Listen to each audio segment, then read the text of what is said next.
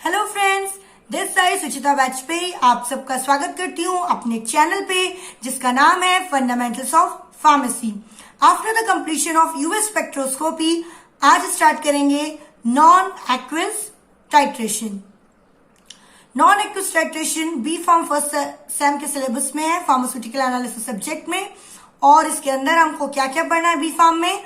तो सबसे पहले हम पढ़ेंगे इसके सॉल्वेंट्स के बारे में, उसके बाद हम एसिडिमेट्री, अल्कलीमेट्री क्या होती है नॉन एक्वस टाइट्रेशन में, और एस्टिमेशन करेंगे सोडियम बेंजोएट का और एफेड्रिन HCl का। आप लोग प्लीज मेरे चैनल को लाइक कीजिए, शेयर कीजिए, सब्सक्राइब कीजिए ताकि मैं ऐसे वीडियोस आपके पास ला सकूं और मुझे एंथुसियाज्म मिले।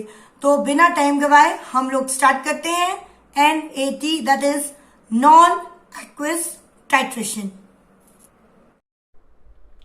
Non aqueous titration, non aqueous से हमें समझ में आ रहा है कि इसमें पानी नहीं होगा। एक्वस मतलब होता है पानी, तो ये वाली टाइट्रेशन नॉन एक्वस टाइट्रेशन है, इसमें पानी का प्रयोग नहीं होगा। ठीक, आगे जानते हैं नॉन एक्वस टाइट्रेशन है क्या। तो what is non aqueous titration और उसका प्रिंसिपल। ठीक, non aqueous titration are the titration in which weakly acidic or basic substance are carried out using non-aqueous solvents to get sharp endpoint। अब इस line का ये मतलब है यहाँ पर कि नॉन एक्वस टाइट्रेशन से अपन क्या टाइट्रेट कर सकते हैं, वीक एसिड और वीक बेस। हमने एसिड बेस टाइट्रेशन में पढ़ा था कि वीक एसिड और वीक बेस में शार्प एंड पॉइंट हमें नहीं मिलता है। जब अपन एसिड बेस टाइट्रेशन करते हैं उसमें क्या होता है, पानी होता है, इसलिए हमें वीक एसिड और वीक बेस का जो है ठीक से एंड पॉइंट नहीं मिलता है। इसलिए अपन कौन सा टाइट्रेशन उनके लिए करेंगे, तो उनके लिए अपन करेंगे नॉन एक्वस टाइट्रेशन। ऐसे एग्जांपल है, आपकी कोई ड्रग है वो पानी में नहीं घुलती है, आपको उसका टाइट्रेशन करना है, आपको उसका एस्टिमेशन करना है, तो आप कैसे करोगे। आप करोगे NAT की मदद से, that is non aqueous titration की मदद से आप उस वीक एसिडिक या फिर वीक बेसिक ड्रग का टाइट्रेशन कर सकते हो। ठीक, और जब हम नॉन एक्वस सॉल्वेंट्स यूज करेंगे तो उसमें हमें क्या मिलेगा, शार्प एंड पॉइंट मिलेगा। क्यों मिलेगा, क्योंकि वो इजिली डिटेक्टेबल होगा। ठीक है, वाटर से उसका कोई लेना देना नहीं होगा। The moisture content in non aqueous titration should not be more than 0.05%। Moisture content भी नॉन एक्वस टाइट्रेशन में 0.05% से ज्यादा नहीं होना चाहिए। ठीक है, moisture and carbon dioxide are to be avoided in non aqueous method. हमें मॉइस्चर और कार्बन डाइऑक्साइड ये दोनों को अवॉइड करना है। अवॉइड करना है मीन्स ये हमें नहीं चाहिए।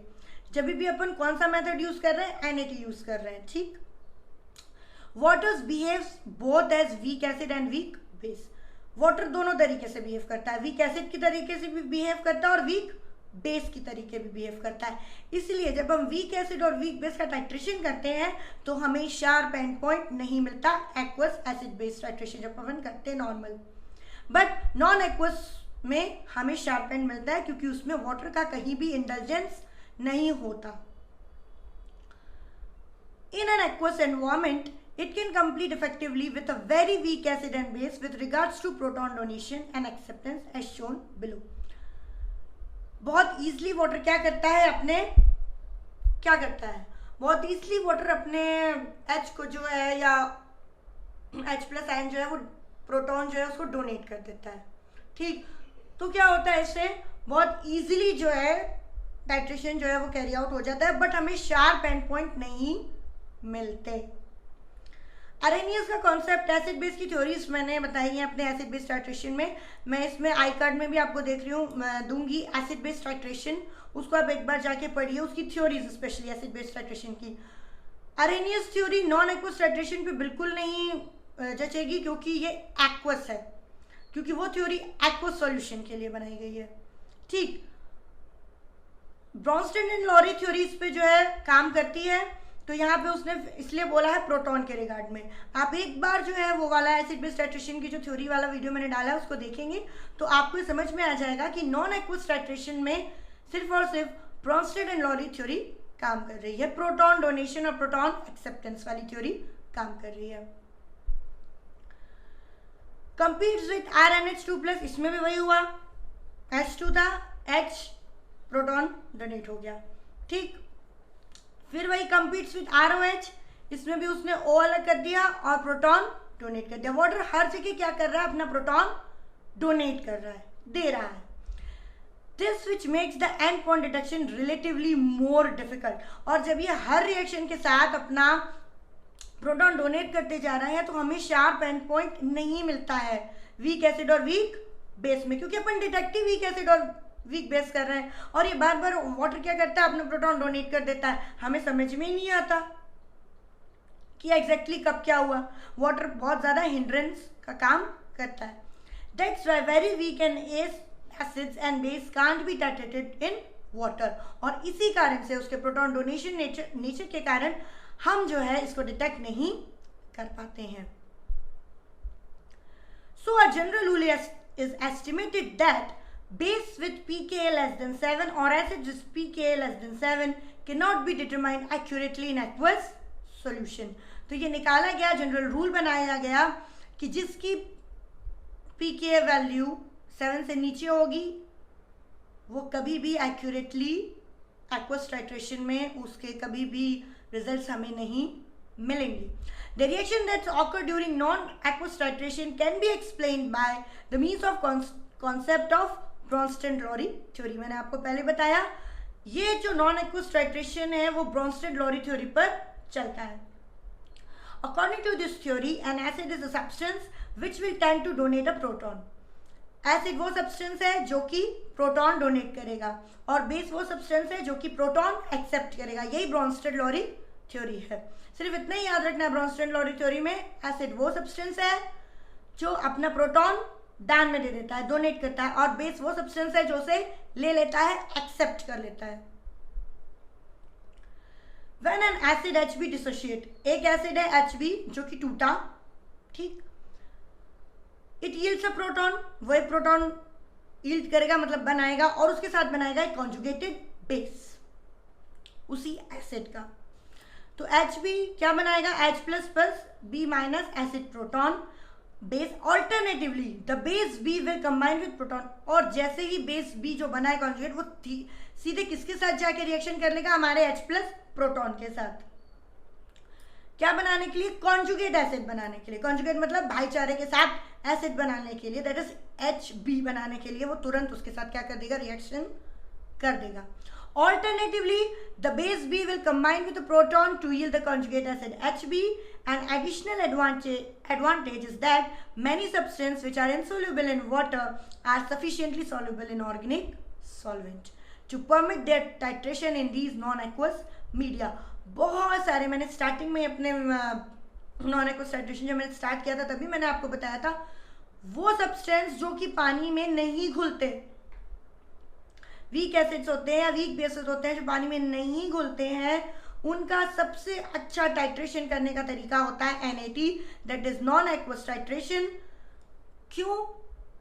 क्योंकि वो बहुत अच्छे से ये नॉन ऑर्गेनिक सॉल्वेंट्स में, या जो कह सकते हैं नॉन एक्वस मीडिया है उसमें बहुत अच्छे से क्या हो जाते हैं, डिसॉल्व हो जाते हैं और हमें शार्प एंड पॉइंट देते हैं। The difficulties encountered in the titration a dilute solution of weak acid with alkali solution are, कौन से difficulties आती हैं? The inflection on the pH neutralization curve is small। जब pH neutralization, हम कैसे पता लगाते हैं भाई कि pH न्यूट्रलाइज हो रहा है, बताओ? इन्फ्लेक्शन से पता लगाते हैं, ठीक है। न्यूट्रलाइजेशन कर्व बनता है, बट न्यूट्रलाइजेशन कर्व कैसे बनेगा, बहुत स्मॉल बनेगा क्योंकि वीक एसिड है और अल्कली सॉल्यूशन भी वीक है, इसीलिए। The phenolphthalein colors faded away at the end point give rise to the confusion। phenolphthalein colour एकदम से फेड हो जाएगा, एकदम से क्या हो जाएगा, फेड हो जाएगा। तभी तो मैं बोलती हूँ शार्प एंड पॉइंट नहीं मिल रहा है। आप डालोगे एक्वस मीडिया में, वो एकदम से phenolphthalein फेड हो गया, आपको समझ में ही नहीं आया कि कब एक्चुअल हमारा एंड पॉइंट आया। क्योंकि प्रोटॉन उसमें बहुत बड़ा हिंड्रेंस हो जाता है और वाटर जो है वो प्रोटॉन हमेशा डोनेट करता रहता है, दोनों की तरह बिहेव करता है वो। और तो और साथ में इंटरफेरेंस हो जाती है हमारी CO2 की भी, ठीक है। ये मोस्टली क्यों होता है, क्योंकि CO2 भी प्रेजेंट रहती है वाटर के साथ साथ। The above difficulties can be overcome if some means the dissociation constant of the weak acid can be increased. हम इसको कैसे कर सकते हैं, ये जो प्रॉब्लम आ रही थी हमारे एक्वस मीडिया के साथ कि CO2 भी इंटरफियर कर रही थी, भाई वाटर भी इंटरफियर कर रहा है, प्रोटॉन दे रहा है या प्रोटॉन ले रहा है, बहुत ज़्यादा कंफ्यूजन क्रिएट कर रहा है। हमें अपने टाइट्रेशन में, एसिड बेस टाइट्रेशन जो एक्वस मीडिया में कर रहे हैं उसमें हमें अच्छा एंड पॉइंट नहीं मिल रहा है, हम कंफ्यूज हो रहे हैं। तो कैसे उसको ठीक करेंगे? उसको ठीक करेंगे हम कि डिसोसिएशन कांस्टेंट वीक एसिड के बढ़ा दें, कुछ ऐसा काम करें कि जो डिसोसिएशन हो रहा है वीक एसिड का वो बढ़ जाए, वो स्ट्रॉन्ग एसिड की तरह होने लगे। ऐसा कुछ कर सकते हैं, right. And this can be done by using suitable non aqueous solvent in the place of water. तो इन्हीं सबको करने के लिए, उसका डिसोसिएशन बढ़ाने के लिए कि वो स्ट्रॉन्ग एसिड जैसा बिहेव करे, तभी तो अपन को शार्प एंड पॉइंट मिलेगा, हमारा डिटर्मिनेशन सही हो पाएगा, हम कंफ्यूज नहीं होंगे। तो उसके लिए हमें क्या यूज करना है? उसके लिए हमें यूज करना है नॉन एक्वस सॉल्वेंट का। नॉन एक्वस, बार बार बोल रही हूँ, नॉन एक्वस मतलब इसमें वाटर नहीं होना चाहिए और नहीं होता है। वाटर की जगह पे हम जो चीज यूज करते हैं वो है नॉन एक्वस सॉल्वेंट्स। एग्जाम्पल बहुत सारे हैं, benzene, alcohol, these all are non aqueous solvents. इसके साथ अपन NaT करेंगे, वीक एसिड वीक बेस का, तो हमें क्या मिलेगा? एक शार्प एंड पॉइंट मिलेगा। होप आपको NaT that is non aqueous titration का introduction as well as principle समझ में आ गया होगा। प्लीज इस वीडियो को कमेंट करके मुझे ये बताइए कि ये वीडियो कैसा लगा आपको और मैं इसे और कैसे अच्छा बना सकती हूँ। बाकी के वीडियोस हम इसी सीरीज में कंटिन्यू करेंगे, NaT के सॉल्यूशन और सॉल्वेंट्स और इसमें सॉल्वेंट्स कैसे यूज करेंगे, इसमें इंडिकेटर्स कैसे यूज होते हैं, इंडिकेटर्स कैसे एंड पॉइंट्स देते हैं, ये सब भी हम आगे वाले वीडियोस में पढ़ेंगे। So please keep watching my channel. Thank you.